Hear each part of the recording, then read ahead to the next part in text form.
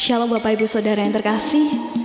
Marilah pagi hari ini kita bersaat teduh menaikkan syukur kita pada Tuhan. Sebelum kita mendengarkan sabda kebenaran akan firman-Nya, mari berdiam diri di hadirat Allah yang Maha Kudus, menantikan pertolongan, kelepasan, damai sejahtera, serta memuji, menyembah, dan memasyurkan keagungan-Nya dengan segenap hati, dengan segenap jiwa.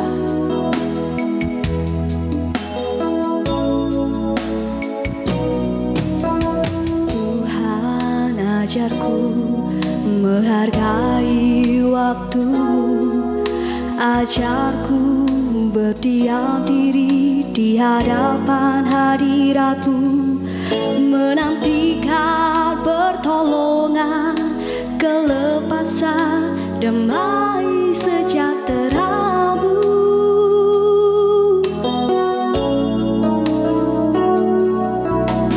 Tuhan ajarku memahami firman-Mu, ajarku mengucap syukur dalam segala perkara, memuji-Mu, menyembah-Mu, memasyurkan keagungan cinta-Mu.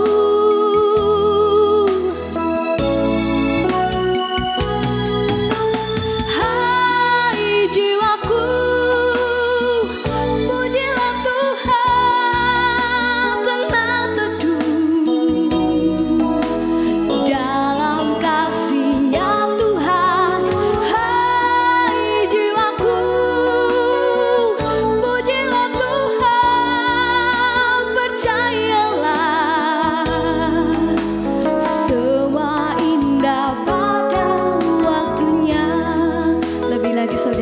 syukur ini bagi Dia. Mari katakan, Tuhan ajarku menghargai waktu-Mu, ajarku berdiam diri di hadapan hadirat-Mu, menantikan pertolongan, kelepasan, damai sejahtera-Mu.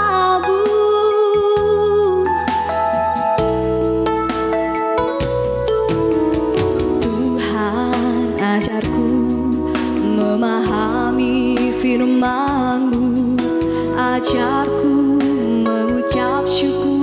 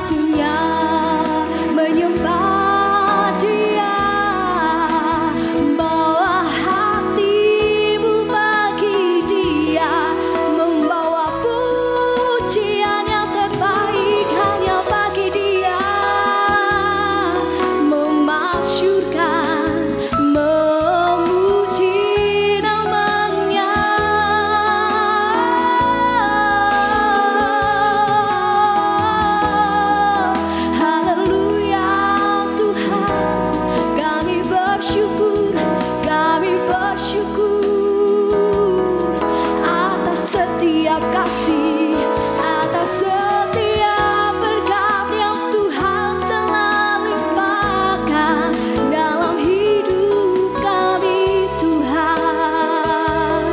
Haleluya. Kiralamaya shikiramaya shikiri, kiralamaya shikiramaya shikiri, kiralamaya shikiramaya shikiramaya shikiri, kiralamaya shikiramaya shikiri. Benar Tuhan, ajari setiap kami Tuhan untuk menghargai waktu-Mu Tuhan. Ajari setiap kami Tuhan untuk mengerti akan firman-Mu dan memahami akan firman-Mu. Dan tiba saatnya Tuhan kami akan mendengarkan sabda kebenaran akan firman-Mu. Ajari setiap kami Tuhan untuk menjadi pelaku akan firman-Mu yang siap dibentuk serupa dengan Engkau Tuhan. Sungguh menyerahkan waktu ini sepenuhnya ke dalam tangan-Mu. Demi dan di dalam nama-Mu kami berdoa ucap syukur. Haleluya. Amin. Shalom. Pagi hari ini kita akan belajar bersama-sama dengan tema kasih karunia membuat kita dipercaya oleh Tuhan. Jadi tema hari ini adalah kasih karunia membuat kita dipercaya oleh Tuhan. Mari saya mengajak setiap kita membuka di Efesus pasalnya yang ketiga. Kita akan baca dari ayatnya yang pertama sampai dengan ayatnya yang ke-13. Efesus 3 ayat yang pertama sampai dengan ayatnya yang ke-13. Demikian bunyi firman Tuhan. Itulah sebabnya aku ini, Paulus, orang yang dipenjarakan karena Kristus Yesus, untuk kamu orang-orang yang tidak mengenal Allah. Memang kamu telah mendengar tentang tugas penyelenggaraan kasih karunia Allah yang dipercayakan kepadaku karena kamu, yaitu bagaimana rahasianya dinyatakan kepadaku dengan wahyu, seperti yang telah kutulis di atas dengan singkat.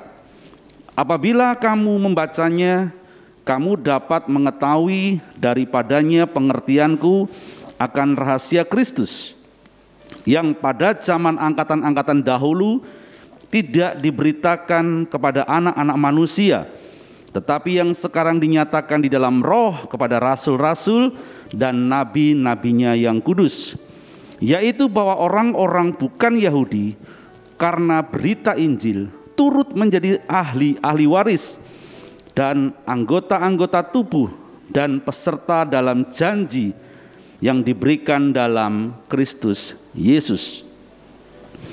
Dari Injil itu aku telah menjadi pelayannya menurut pemberian kasih karunia Allah yang dianugerahkan kepadaku sesuai dengan pengerjaan kuasanya.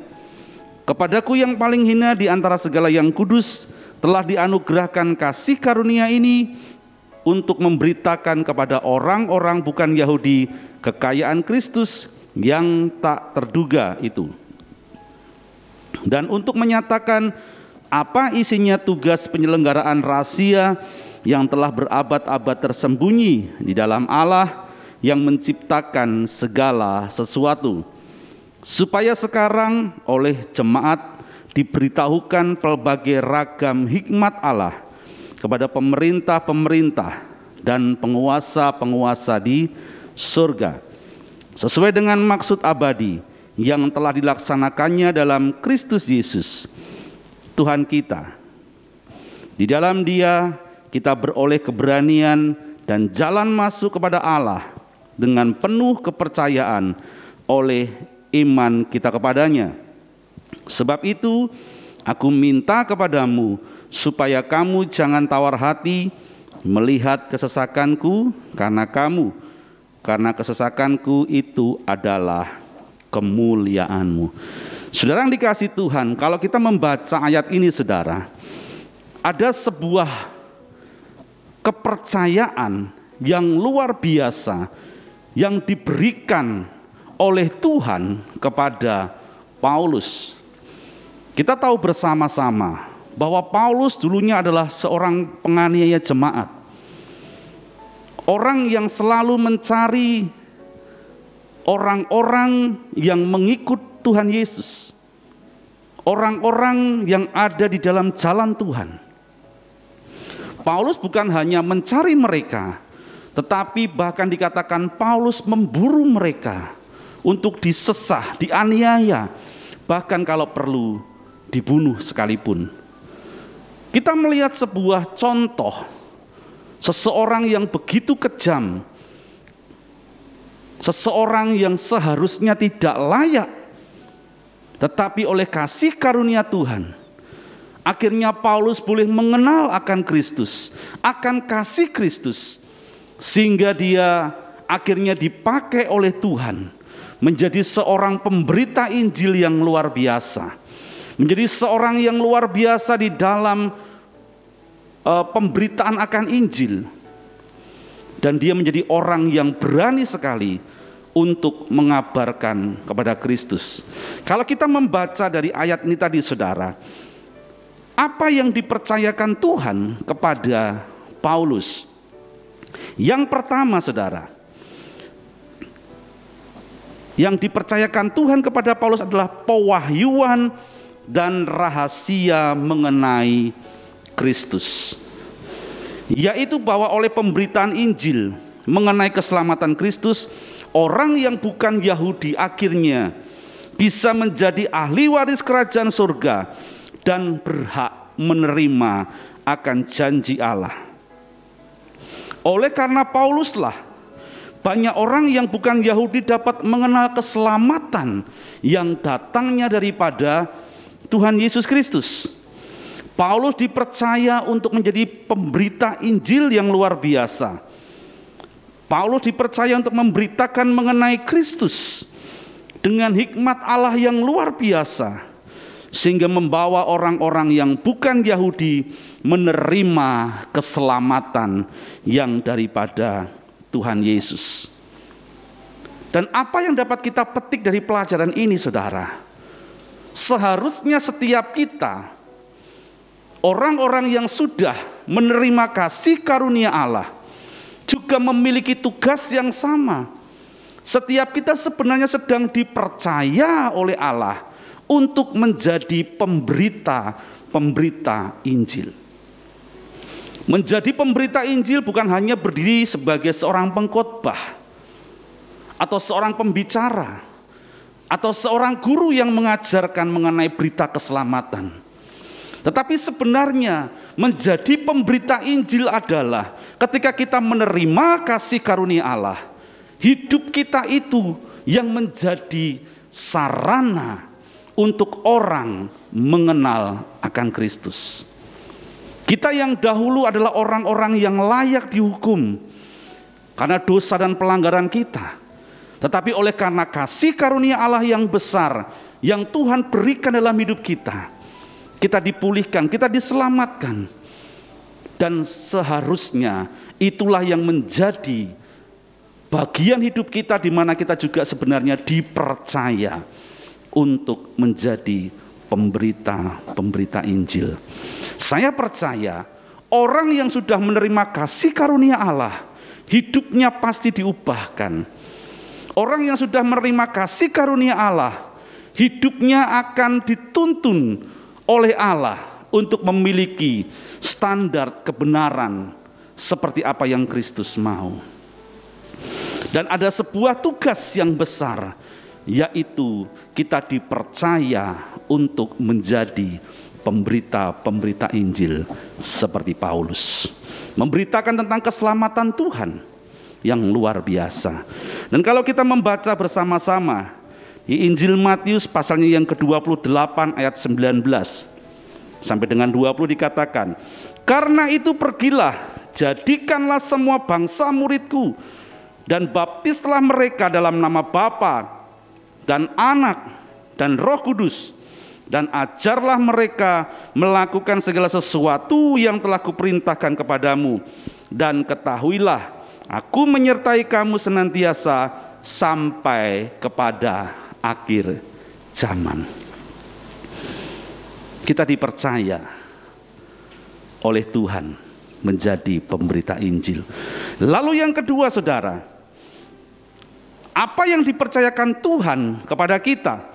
Yang kedua adalah keberanian dan jalan masuk kepada Allah dengan penuh kepercayaan oleh iman kita kepada Tuhan.